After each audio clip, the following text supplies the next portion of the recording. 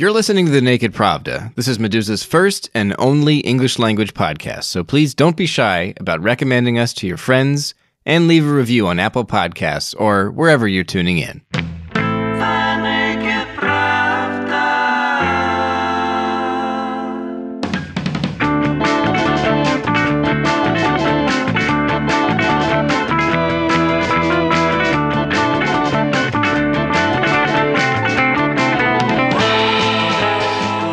Welcome to the Naked Pravda. I'm recording this on Friday, June 12th, and I am your host, Kevin Rotrok, the managing editor of Meduza's English language edition. And this is the show where we talk to guests about broader issues addressed in Meduza's own reporting.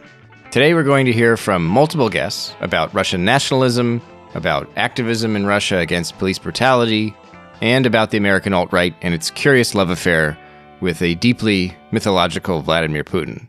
We'll also return specifically to several remarks by Mihaila Svetova from last week's show. So if you haven't already listened to that episode, I urge you to listen to the rest of this introduction and then go back to last week. Before we kick off today, I need to take a moment to address my interview with Svetova. I received a lot of feedback from listeners about this. A lot of that feedback was negative. Some objected to the very fact that I interviewed him and included his comments at all. I've seen criticism that what I did amounts to platforming a racist, which is to say I gave him a platform to speak. I know there are people who disagree with this, but I stand by my decision to speak to Svetova and to feature his comments in the show. Like it or not, he wields influence in the Russian opposition, and the Russian Lives Matter hashtag itself recently led to a protest in Moscow where nearly 24 people were arrested. So I think it's worth hearing what he thinks about these issues, regardless of how progressive or reactionary his interpretations of history are. That said, I recognize that last week's show has shortcomings. Svetova made several remarks about Russian and American history in particular that I left in the show, in some ways unchallenged. I edited the show this way for a couple of reasons. One, I never presented Svetova as an expert in history, so I didn't expect listeners to interpret his comments as facts. Second, I am not a historian, and I'm not an especially confrontational interviewer. As a result, some listeners may have heard this interview and concluded that Svetova's comments were unproblematic. That's my fault. And when I say it's my fault, I mean I, Kevin Rotrok, messed up. From time to time, other staff at Meduza are involved in this podcast to different degrees, but this is my show, and I was totally responsible for the last episode. Hila Cohen, Meduza's English language features editor, who appeared on the last show, very much disagrees with me about the merits of talking to somebody like Mihaila Svetova. She is one of the people who told me that broadcasting my interview with him is harmful. We disagree about that, but we do agree that more could have been done last week. Something else I failed to do in the show was offer much context for the slogan Russian Lives Matter or for Mihaila Svetova as a political figure. Listeners hearing about these things for the first time didn't have important information about this stuff. That's another way the show came up short. With this in mind, I'm returning to these subjects today, hoping to fill in some of these gaps. Of course, these issues are huge, and it's impossible to address this stuff exhaustively in a career of Russia analysis, let alone 1 hour-long podcast. When I came to Meduza and first proposed an English language podcast, what grew into the Naked Pravda, I described a show with a variety of guests, not just a cast of familiar faces and the usual suspects. I will continue to interview activists, experts, and journalists whose work resonates publicly in Russia, whether others find it misguided, objectionable, or even harmful. This show is a bunch of conversations, but I need to give context. And when my guests make dodgy claims, I need to speak to specialists if I lack the expertise to push back appropriately. So that's my pledge, and I'll do my best to live up to it and to do better. Hila Cohen, the features editor I just mentioned, wisely pointed out last week that Svetova paradoxically touts civil rights while fixating intensely on rioting and looting. Her observations about Svetova's apparently hidden motivations are one of the main reasons the Naked Pravda is turning to the theme of Russian nationalism this week. The description of what's happening in the US is that police are violently attacking large crowds. Even Svetova acknowledges that the people within those crowds who are rioting or destroying things are a minority, and yet the vast majority of his comments are about those people and are about lauding people who have guns who are trying to protect property from those people rather than protecting people from the police. So that's very telling. You know, nobody is going to intentionally say, like, actually, I don't believe that police violence is my focus and principle. Like, nobody is going to say that their intention is not genuine, but what we have to look at is the logical consistency or inconsistency of what that person actually does and says. In this case, like, he's not acting at all like somebody who takes police violence to be a global problem in principle and is acting primarily against that problem. Like, if somebody really believed that, they would act very differently and they would say very different things. Clearly, another motivation is at play here. Yeah, that's a difficult question, of course, because there are many ways, there are many ideological contents of Russian nationalism. Those of you who study Russian nationalism will likely recognize that voice. It's Marlene Laurel, the director of the Institute for European, Russian, and Eurasian Studies at George Washington University, and the co-director of the program on new approaches to research and security in Eurasia. I asked her a basic question that does not have a simple answer. What is Russian nationalism? I usually define it or categorize it in four groups. You have those who are nostalgic of really the Soviet Union and the empire. So those who would like all the former Soviet countries to integrate Russia. So that they kind of really the imperial nationalist. Then you have those who care only for Eastern Slavs. So they care for reintegrating Ukraine and Belarus, maybe northern Kazakhstan, but they are not interested by the other part of the former Soviet Union. You have those, on the contrary, that are kind of pure ethnic nationalists who would like Russia to become an ethnic nation and therefore almost push away the North Caucasus, for example, considered as being foreign. So this one want not to add, but they want to subtract. And then you have what I think are the two mainstream. So that makes three. The fourth one is what I call Rossiyski nationalism, which is the mainstream one, which is that so we keep Russia as it is. We don't really care about what is happening abroad. We don't really care about defending Russians, minorities abroad.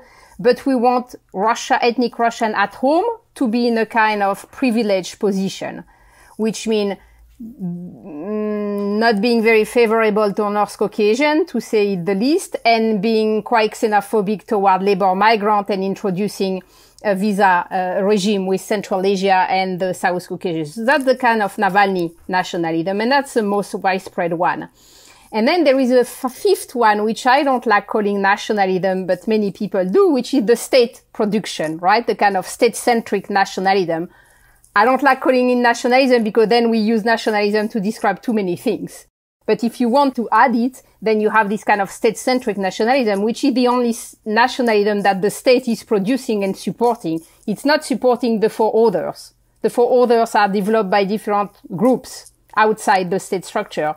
The state-centric nationalism is the only one that the state is producing because it's the great power aspect of Russian nationalism. Is it fair to call Putin a supremacist in terms of anything? I mean, is he just a statist, or is he? Can we say he's a supremacist in terms of race or culture, or is he really not thinking in those terms? Oh, I would say he's nothing in these terms. He's really a statist, a державник, as we said in Russia, and a proponent of Russia, the great power, and the Russian state as a kind of powerful state at home. Is really not supportive of ethnic nationalism. On the contrary, he had a lot of in many of his speeches, his discourses, he has always been very critical of nationalism as a force that can destroy the unity of Russia, meaning both nationalisms by ethnic minorities and Russian nationalism against ethnic minorities. So for him, nationalism is a force of destruction of Russia.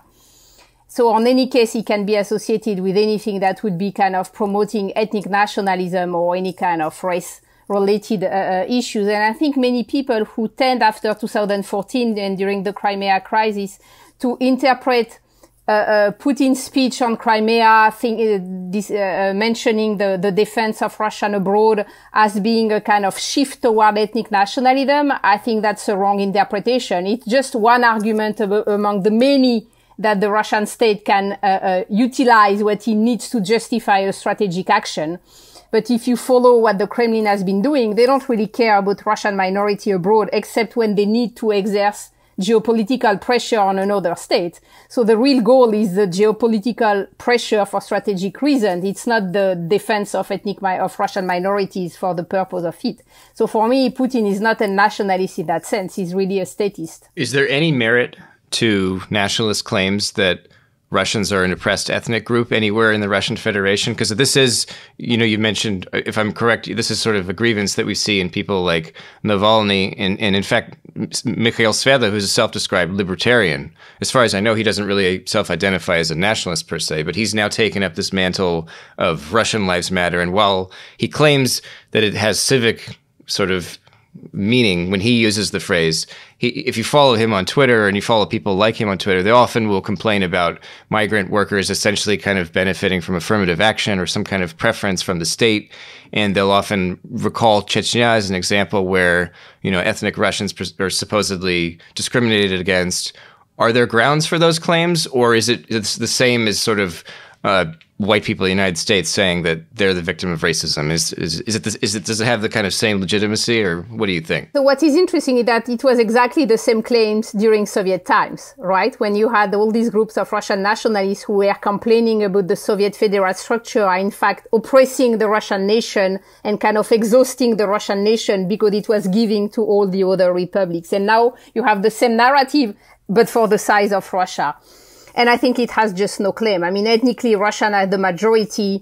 Russian language is clearly promoted at all the level in the school and educational system. The Russian Orthodox Church is becoming more and more visible in the public space. So the only claim that is legitimate, but not in the way they interpret it, is that some of the North Caucasian region, like Chechnya, are receiving a lot of federal subsidies. But that's not specific to Chechnya. Right now, it's Crimea who is receiving the most of federal subsidies. It can be the North, it can be the Far East in some occasions. So that's usually one of their main criticism, but that doesn't really explain, that doesn't really justify the feeling of being oppressed. And now with Crimea being the one receiving the most subsidies, you could see it's exactly the contrary. It's a region that is promoted as a symbol of Russianness against the West and against Ukraine that is receiving the money. And in terms of relationship to labor migrants here too, I mean, labor migrants are living in very difficult conditions, and you cannot really say, I mean, the migration regime in Russia is not a tough one compared to what you have in Western Europe or in Europe globally. It's a quite liberal one, but it's so corrupt that the way the labor migrant can work in Russia is very difficult. So another point that Navalny is also making, and here also the point is right, but the connection to the claim on nationalism is wrong, is that the level of corruption of law enforcement agencies is so high in Russia that it allows migrants to function undocumented, which is true, but that doesn't make the claim of law enforcement agencies acting in favor of labor migrant and oppressing ethnic Russian any kind of legitimate. So you see, they use the way the federal system is working, and they use the corruption of the whole system that they want to denounce, but then which are true, but then they reinterpret it in their favor of an ethnic nation of a Russian ethnic nation being discriminated, and it's not. I mean, everybody in Russia can be victim of corruption or law enforcement agency. There is no ethnic criteria in it. Is there a form of institutionalized racism or prejudice in Russia? Like, how does it manifest if it's not in the if it's not against ethnic Russians, which is what Russian nationalists will say, and if the system isn't explicitly against particular minorities, like how does institutionalized racism manifest in Russia in law enforcement, let's say? Well, I think you see that the problem, to name everything, I mean, to discuss institutionalization in Russia, is that the level of corruption and informal practices is so high that institutionalization is not exactly the term that probably describe the best. That you have informal practices clearly targeting labor migrants from Central Asia and targeting North Caucasians who are legal Russian citizens, but who often find themselves in the same situation as if they were foreigners when they are outside the North Caucasus in the other region of Russia. That is, of course, one of the big features of law enforcement agencies. At the same time, if you compare with the same practices of discrimination, like just by physical appearance that you can find in Europe, I'm not sure it's clearly very different. I think it's the same processes of having law enforcement agencies used to always target the same minority that they identified as being the one that can be undocumented, the one that can be involved in any kind of shadow economy scheme and so on. So they have this tradition in Russia also to usually target labor migrants from Central Asia and North Caucasian. Of course, the level of violence is sometimes is probably, depending on the years and depending on the cities, is quite high. But here also, it's very difficult to get data first, right, about police violence in Russia, because very few labor migrants would go to the police or to an NGO to report that they had a difficult time with the police. With the policeman in Russia. Law enforcement agencies in the US have a bit longer tradition of kind of racial violence. In Russia, first, it's not interpreted as racial, it's interpreted as ethnic, because the term of race and the notion of race is not really the one used in Russia. It's really more about ethnicity. And it's usually, against labor migrants from Central Asia and North Caucasian. But here again, compared to Europe, I think you would see the same tradition in law enforcement agencies. It's just that when they try to regulate that, you don't have the same civil society, you don't have the same capacity of civil society to put pressure on law enforcement agencies as you would have in the West. You don't have the same accountability, you don't have the same transparency. But the way a policeman acts in Russia toward labor migrants wouldn't be so different from what you would see in other places in the West, in Western countries. To clarify, when we talk about police violence against migrant workers and against ethnic minorities in Russia, like what literally are we talking about? You mentioned corruption, so I assume there's a lot of solicitation of bribes. I mean, we're probably talking about cops actually beating people up. What are the examples of violence that occur in Russia that are ethnically motivated? So bribe is, of course, I mean, if we can define bribe as a violence, it is, of course, the main interaction between law enforcement agencies and labor migrants. But otherwise, there have been some violence, so people arrested in the street and being beaten. Law enforcement agencies going to some construction places and controlling everybody and beating people if they don't have, they see they are not legally registered. So these kind of things. But I think the majority cases is really like not helping migrant to register. For example, migrant going to the OVIR administration trying to get all their paper and not being able to get registered. And then they got arrested and they are in this kind of gray zone where they cannot explain that they couldn't fulfill their duty of being registered even if they wanted. And that's really the main issue, I think, in Russia, more than police violence. In Russia, is there any civil society in place that would speak up on behalf of migrant workers the way there is in the United States? Are there people putting signs in their windows saying, we welcome all peoples and so on? Like, I live in New Haven, Connecticut, and I walk around and I see signs written in 5 languages. There's like Arabic, Spanish, and I don't know, like they're signaling to the public that they support immigrants. And it's a very, kind of enlightened, liberal, kind of left-wing thing that people do. It's a bumper sticker for your yard, essentially. But it's a very present kind of civic position. Is there anything like that in Russia? No, not at all. And so you have several reasons for that. The first one is that the level of xenophobia toward migrants is quite high in Russia. So you will not find a lot of people just being by nature sympathetic toward migrants. People may be indifferent, and that's already good. Being positive, it would be very a minority, and being defensive is really the majority. If you look at numbers, so numbers declined during the Ukrainian crisis and now are going up again. It's like 80% of people in Russia consider that there are too many labor migrants, that there should be a visa regime, that they are destroying things, that you cannot count on them, that they are, all the classic things, they take job, they are dirty, whatever you can have. So you wouldn't have a kind of, you cannot identify in Russia this kind of leftist part, let's say, of the society that would suddenly kind of solidarize. And then the other level is that even among the liberals, even among those who are against the Putin regime, those who consider that the regime is corrupt, that the regime is authoritarian, very few would be also kind of pro-migrant. Look at Navalny, the main opponent in Russia, and his narrative, his discourse on migrant is an ultra xenophobic one, right? And so you have also a large part of the liberal movement who just doesn't care about migrant issues. You have few NGOs that try, but they are really like very, very small NGOs. They do a great job, but their job is really very difficult to do because they go not only against the mainstream opinion, but they go also against the other liberals with whom they could advocate. If you look at the big protest of 2011-12, there was almost nothing about migrants. There was no defense of migrants. There was no migrant association. One of the big differences between the US and Russia in terms of the potential for mobilization around issues of ethnicity and race is that, of course, Russia doesn't have a tradition of segregation. On the contrary, Russia has a tradition of ethnic mixity. That's a legacy of being an empire.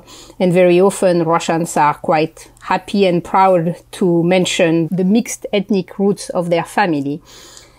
The second important element is that white supremacism per se in Russia is really a marginal movement inside the broader Russian nationalism spectrum. The majority of the Russian nationalist movements still have either an imperial or at least a great power emphasis on what they want Russia to be. It's really more about Russia as a civilization, Russia as the geopolitical power against the West, Russia as being its own civilization. And in that case, the imperial legacy of ethnic mixity is really important, more than a kind of stress on the purity. The issue of purity is largely absent from the Russian cultural tradition, especially inside this Russian nationalism movement. So the potential for mobilization around ethnicity in Russia is quite limited. It doesn't mean it's non-existent, because xenophobia is quite high. But I would say that compared to the US, it's really playing in a totally different level and it's playing a much more modest role.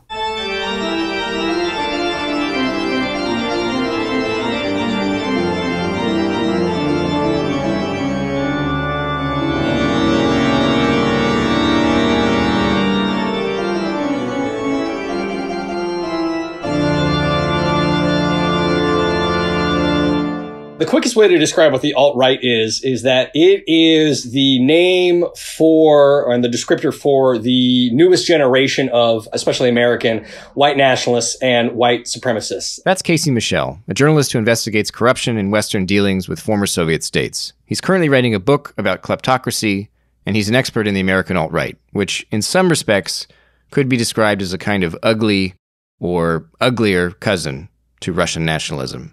Casey told me what these guys are all about. I say it's the branding because that's exactly what it is. The name alt-right popped up a couple years ago as a conscious or conscientious effort by these new faces of this kind of millennial white supremacist generation to not brand themselves as their fathers or their grandfathers' generation of white supremacists. You know, they aren't skinheads, they aren't the KKK, they aren't, in their minds and their views, the heirs of that specific strain of really, violent, virulent, in your face, easy to dismiss kind of scummy, scumbag, scuzzy, white supremacists that have been part of the kind of American story for generations and generations ever since the founding of the country. It is short for, alt-right is short for alternative right, because for these young white supremacists, they were trying to brand themselves as, rather than white supremacy, white nationalism in and of itself, a variant of the modern American conservative movement. In that sense, the next generation of the American conservative movement. These aren't Bush Republicans. These aren't Reagan Republicans. These aren't even necessarily Republicans in and of themselves. The other thing about the branding for the alt-right is, again, just as the earlier generations of American white supremacists, the KKK in their hoods, all white, militias in their camo outfits and in their, long rifles or cowboy hats or whatever they were wearing, the alt-right preferred to present themselves as this kind of clean cut, again, vantage of version of modern American conservatism. And so they preferred suits, right? They preferred clean haircuts. They preferred to be clean shaven. They tried to put forth all of these trappings of presentability, approachability, professing to be simply interested in expanding modern American conservatism in new ideological directions. No, they weren't necessarily white nationalists. No, of course they weren't necessarily white supremacists. But if that's what their policies led to, well, who are we to say no? You said that in their rhetoric, they say they're not white supremacists, but their policies are effectively that. Like, what are some of their policies? So their policy proposals center largely on immigration. and rolling back the kind of immigration regime that the U.S. has known since 1965. What happened in 65? 65, the U.S. passed, the Johnson administration passed immigration reform that removed racial or ethnic quotas for immigrants, and instead opened it up on a skills-based or family-based basis. That is to say that it didn't matter if they were from China or from India or from Namibia or from Grenada in the Caribbean, as long as they met certain skills-based qualifications, or if their family members were already in the U.S., American citizenship could be open to them. So that is to say, that is what broke open what had previously been an emphasis on a white ethnic makeup,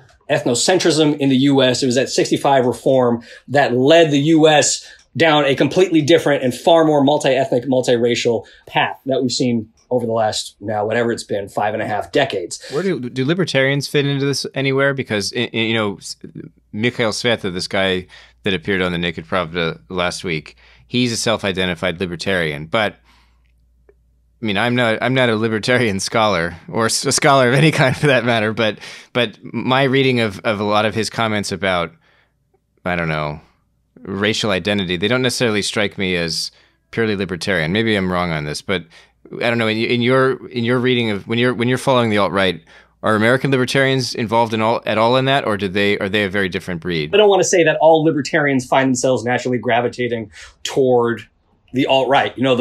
Who was it? Justin Amash, the Michigan congressman who was considering running on the libertarian ticket.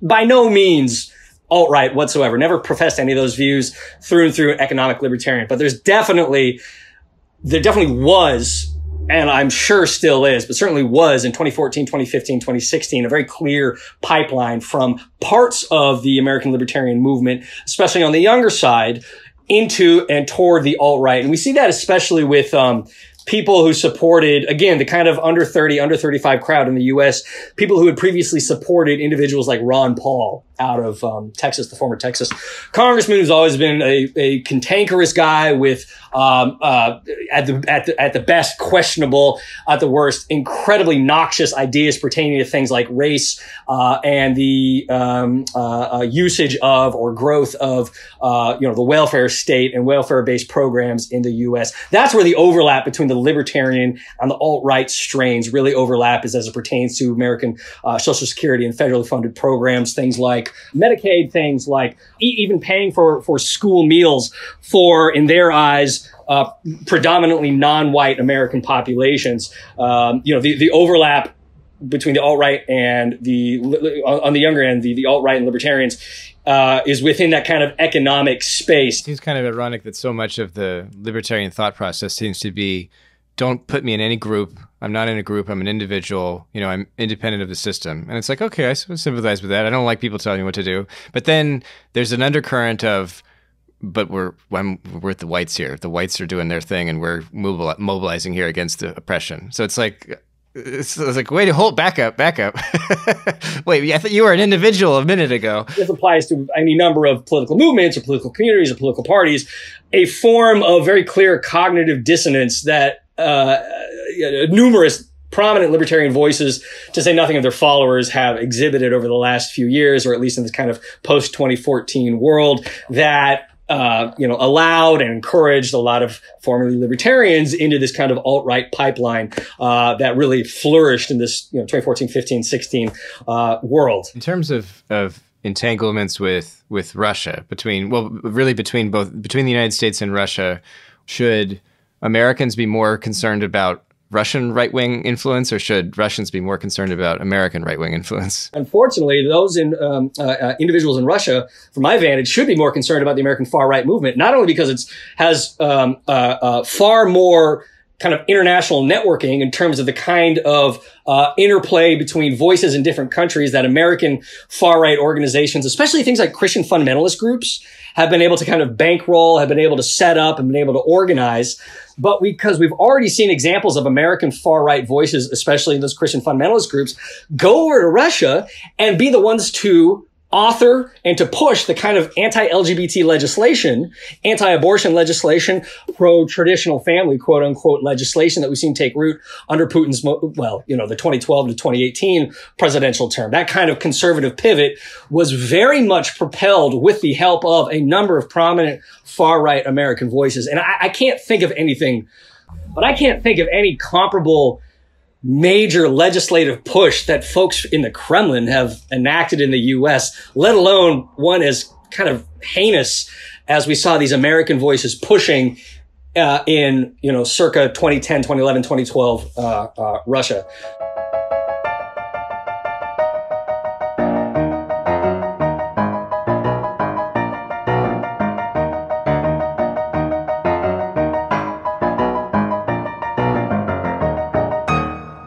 Started from the time Nadia and Masha, as members of Pussy Riot, spent in prison. Obviously, everyone very, very well knows how that came to be. You're listening to Peter Verzilov, who's an activist in the protest punk rock and performance art group Pussy Riot. I'm sure you've heard of it. And the publisher of the website Mediazona, a remarkable news outlet that focuses on Russia's justice system. When I spoke to Mihhail Svetov last week, we discussed his Russian Lives Matter initiative, which is ostensibly against police brutality. But I didn't take any time in that episode to talk about other far better established and sustained campaigns that investigate and challenge abuses by Russian law enforcement. Mediazona is one of these projects. Peter told me that the project was born in the prison experiences of Pussy Riot's two most famous members, Nadezhda Telekonnikova and Maria Alyokhina, or Nadia and Masha. Towards the second part of their prison term, towards the end, they both started encountering serious problems in prisons. And obviously, it is well known that Russian prison system is like a massive place where people are routinely tortured, beaten up, abused, etc., etc., etc. And both girls, Nadia and Masha, launched their own campaigns to fight against that in their own prison facilities. They were using all sorts of psychological pressure that they could imagine to be used at the girls. And this culminated in Nadia's prison boss in one point telling her that, if you're going to keep behaving the way you are, we're going to murder you here and you're going to be dead soon. And obviously, as we understood that those were words that probably won't be followed after, but just the fact that Nadia's prison boss allowed himself to use this language and to move to threatening her made us launch this huge campaign against Nadia's prison facility. And it all started with Nadia kind of sort of breaking the silence and writing this big letter about the abuses she saw in her facility during the more than a year that she's been there. And this suddenly was picked up virtually by everyone in Russia. And it was one of those few and very rare situations when Russian television and essentially federal authorities that were not connected with the prison system, that they decided that it would be more beneficial for them to side with Nadia and actually kind of not just play off, but go along with the accusations that Nadia put forward. So there was this massive campaign that was launched, and it culminated in Nadia's prison bosses being forced to talk, to be on one of those stupid cheesy shows on Channel 1, essentially saying we don't really torture people and make them work 20-hour days for nothing. That is not true. And then the host would be like, wait a second, but you have all these people just saying that, they got released last week and that's exactly what they were doing. And they're like, no, those are all just lies. So, there were these incredibly funny shows on Russian state television, which essentially proved Nadia's point and really were the first time since, publication of Solzhenitsyn's works that the whole of Russia was really, really following situations with prison abuse specifically. And so this was a major victory in just putting spotlight on issues of abuse inside the prisons. And so when the girls won a couple of months, so Nadia won that battle, obviously. And when a couple of months later, both girls got out of prison, we decided that we have to carry on this legacy and form a media company which basically would pay specific attention to what is happening inside Russian prisons, inside Russia's police system, and in other places where law enforcement abuses Russians. So this is exactly what happened, and that's how Mediazona was created, sort of on the aftermath of all the human rights battles that the Pussy Riot girls were facing while they were in prison. Because of Verzilov's involvement in Mediazona and Pussy Riot, two projects that have done a great deal to raise public awareness in Russia about police brutality and abuses of power by law enforcement, I asked him what he thinks about Russian Lives Matter as a localized response to the Black Lives Matter movement that began in the United States. I'm very, very much against appropriating the original Black Lives Matter slogan in any way, whether in the US, where people sometimes, I think in an extremely stupid way, saying, oh, let's not say Black Lives Matter, it's all lives matter. I think that's probably the stupidest thing you can do, because Black Lives Matter stands to talk about a very specific problem of institutional racism in the United States. And you shouldn't take away the meaning and transform it into something else, which is just not there. And so in the same way, Russian Lives Matter is an even more kind of postmodern, weird and stupid appropriation of the original slogan, which, I think has the main aim to just, get some of the spotlight in a weird way from the events happening in the US and all other parts of the world. It's a very stupid hashtag. And I just feel that all the fight against, when you fight against police brutality, you shouldn't appropriate slogans from other campaigns that completely twist and destroy their meaning. Verzilov also recalled the Kremlin's early flirtations with Russian nationalism, citing the militant organization of Russian nationalists, the members of which committed multiple murders and allegedly collaborated in part with members of the Russian presidential administration. It should be noted that Russian nationalism and even Russian fascism, as it appeared in Russia in its newest form in late 90s, was grown up and created essentially inside the Kremlin, specifically because the deputy head of the presidential administration, Vladislav Surkov, thought that would be a great and fun way to control the liberal opposition and other pro-Western political groups. So they specifically were helping and supporting and growing and nurturing various Russian nationalist groups. And this isn't some crazy conspiracy theory. It's a fact that it was essentially proven in court when one of the leaders of one of the most deadliest nationalist groups, Ilya Garachev, when in court, he was given statements about his contacts with the presidential administration. And he got a life sentence after that for conspiring and organizing the murder of several people. Peter's comments about this homicidal group got me thinking, and I asked Marlene Laurel about it. Is that evidence of Putin's nationalism or his xenophobia, or was that another kind of purely utilitarian arrangement? And if so,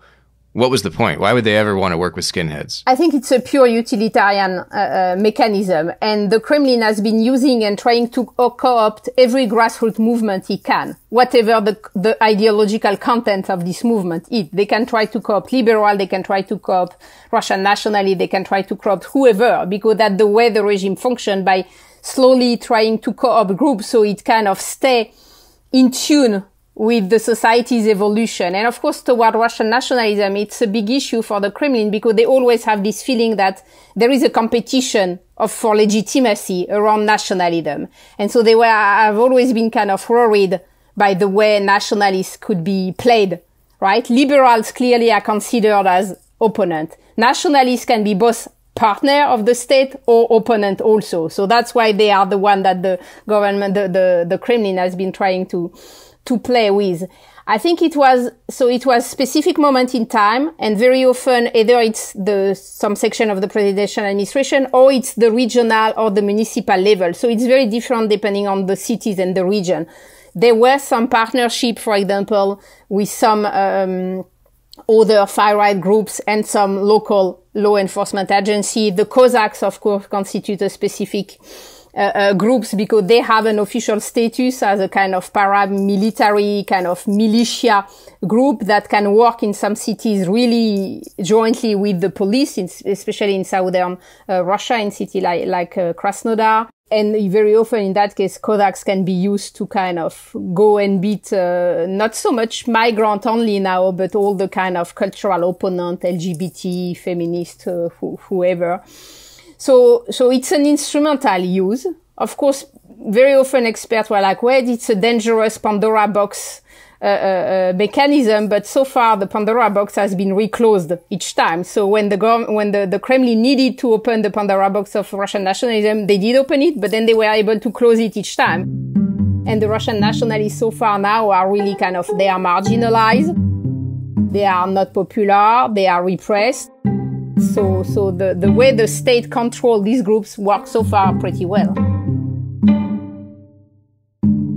To get another perspective on Russian Lives Matter, I spoke to Kirill Medvedev, a poet and a musician who's also very politically active in Russia's opposition. On social media, he's attracted some notice for his criticisms of the Russian Lives Matter hashtag initiative. It's a typical nationalist opinion that this word Россияне is something very new and not organic and all that. So the problem is that we have two different words in Russian. That we have the word русский and we have the word российский. And we have just only word in English, Russian. So we have this word русский. It has three basic meanings. Firstly, русский is like a person who has Russian ethnic origin. And secondly, it's a person with kind of Russian cultural identification. And thirdly, it's русский as a Russian citizen. And for this third meaning, we also have a special word, россияне, which is also put in English like Russians, unfortunately. And sometimes it's a good thing for some tricks and manipulations. But anyhow, Russians, in any meaning of the word, are not the object of oppression as Russians. Russian lives matter, of course, Russian lives matter, like French lives matter, like Brazilian lives matter, or whatever. But if you take this slogan, it obviously means that some national oppression from within or from abroad is meant. Maybe we Russians as a country are oppressed by some colonial power. No, Russia itself as a kind of regional imperialist. Maybe we somehow oppressed by some ethnic or cultural majority. No, we ourselves is a majority here in Russia. Well, but maybe we are oppressed by some ethnic minority. Well, somebody can say maybe, but this point of view has more to do with some kind of ultranationalism and maybe Nazism sometimes than with any kind of civic and inclusive idea of the nation. And if this guy also supports Donald Trump in his aspiration to ban Antifa, as Mihail Svetova does, he supports Trump in this aspiration, then it's quite clear.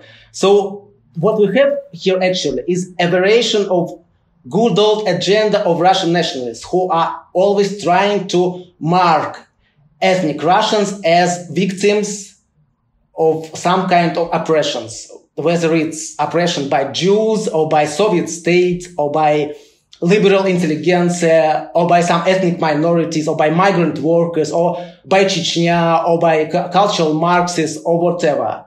And their idea is finally to separate somehow Russian people from all their inner enemies, probably to build some pure ethno-national state, or at least they try to promote this vision of Russian nation as a kind of base, as a leader or as a melting pot for all other nations who are living here. And this ambiguity with the word Russian just helps to promote this agenda. And in the same very time, it helps to secure yourself from accusation of being xenophobic or being Nazi. So when some Tatar or Chuvash or some other guy or a girl from ethnic minority ask you, what do you mean by Russians? When you promote this slogan, Russian Lives Matter, do you mean me also, or I'm excluded? And you answer him or her, of course, you are in, because we are just all Russians here.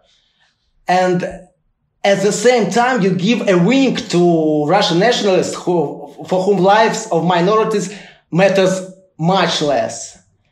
And of course, it's politics, but it's a bad sort of politics. It's nationalist politics, which substitutes the interests of the whole civic nation by the supposed interests of its biggest group. They're doing this invocation of a sanitized Martin Luther King, which one limits the strength of his work, but also Martin Luther King was incredibly progressive. That's Kimberly St. Julian Varnon, the history instructor we heard from on last week's episode about her research into African Americans living in the USSR and minority scholars in Slavic studies. In that last interview, she hadn't yet heard Michail Svetov's podcast comments about Black Lives Matter and Russian Lives Matter. I asked her to parse his interpretation of the U.S. civil rights movement in the 1950s and 60s. She says that the treatment MLK gets from right-wing commentators in both Russia and the U.S. is particularly misleading. He's talking about wealth inequality and poverty and social issues that are directly connected to, racial inequality in the United States. And to just clean him up and say, oh, he was all nice and he didn't, cause riots. The man was, imprisoned. He was put in jail because people were unhappy with his protest. And at the end of the day, he was murdered for his activism. So it doesn't matter if you are protesting or rioting, whatever we decide the word's going to be of the day. The man was still murdered because he was, claiming the rights that every American citizen was supposed to be able to have, thanks to the Constitution. He was saying African Americans should be treated like human beings. And so his comments didn't surprise me because, we do still see this when you have Ted Cruz trying to evoke MLK to, say, why can't protests be peaceful? When people forget they stopped traffic in the 1960s, and we see this also in American teaching of the civil rights movement. And I'm a former secondary teacher in which a lot of times we have to teach because it's in the curriculums. MLK supported peaceful protests, but Malcolm X supported violent protests. And you're supposed to dichotomize these two Black men when actually, Malcolm X does change his, the means of his protest later on, but also they fail to recognize that the violence is a reaction to extreme violence. And so we see that now, why can't protesters be nice? But clearly, like when Colin Kaepernick, all the man did was kneel and people acted like he had physically threatened them. So it's just a throwaway comment to delegitimize a protest that has very clear, cause, and also is saying, hey, this situation is wholly inappropriate and we demand to be treated like equal citizens. So yeah, it's the comments. It's the same, well-washed and well-worn comments we've been saying since the 1960s. Why can't people protest peacefully when the result is no matter how you protest, sometimes you end up assassinated? Kimberly says it's actually really a shame that activists and public figures like Svetov can't find common cause with the Black Lives Matter movement in the U.S. today. There's a way to do this without appropriation, she says. I think it also is sad because Svetov recognized, instead of calling Black Lives Matter so decisive, instead of worrying so much about the worth of property instead of the worth of human life, that he actually has a foundation from which he could speak to this greater movement of, no, we are not having police brutality because of our race. But at the end of the day, we both are suffering from systems that are using systematic violence against those they seem to be a danger, whether that's a Black body and a brown body in the United States or a political opposition leader in Russia. What you have is the state using its monopoly on violence to take out those it seems, are a danger. And I think that is something that Svetov and the people who are using Russian Lives Matter, to support these nationalistic aims, they're really missing out on something. Like, this is clearly, for me at least, these protests, this is the last ditch effort. If you go to, policy, it hasn't worked. If we protest silently, it hasn't worked. Nothing else has worked. But once people have been out in the streets, now we're actually seeing some type of change. And so that's the unfortunateness of this constant focus on, rioting and looting. You can call it that if you want to, but do understand that you are using that language to delegitimize people who are tired of being, actively oppressed by, these different institutions. And that's something I feel like many people in Russia can actually support because they've experienced it. For me, it's a missed opportunity. But also, you don't get to use the language of Black Lives Matter, a movement that comes from, Black pain and Black death. You don't get to use that hashtag and say Russian Lives Matter just because you want, Western media to pay attention to you. It's an incredibly cynical way to approach a very genuine issue. And that's what made me sad, is that you do have these situations. And I mean, what we have here, especially with Svetov's comments about Russian history and, this, we didn't have racial problems. And if we did, they weren't very long, their imperial period. It's like, at best, it's ignorance of Russian and Soviet history, but it seems like purposeful, obfuscation.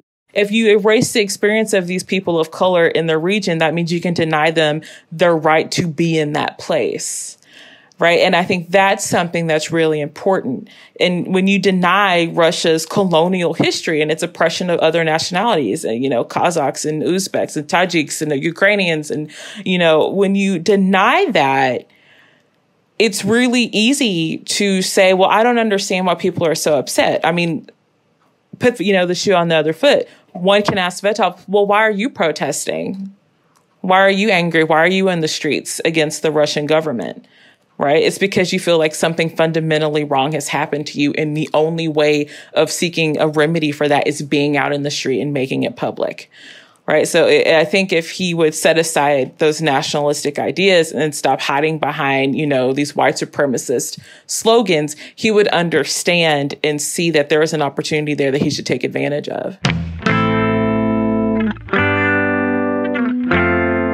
You've been listening to the Naked Pravda, an English language podcast from Meduza. On today's show, we looked at Russian nationalism, activism in Russia against police brutality, and the American alt-right. We also returned to remarks by Mihai Svetov from the previous episode of this podcast for some context and fact-checking that went missing last week. The Naked Pravda is a podcast from Meduza, our first English language show, and I hope you'll recommend us to your friends and leave a review on Apple Podcasts or wherever you're tuning in to help put this program in front of more people. Thank you for listening, and come back soon.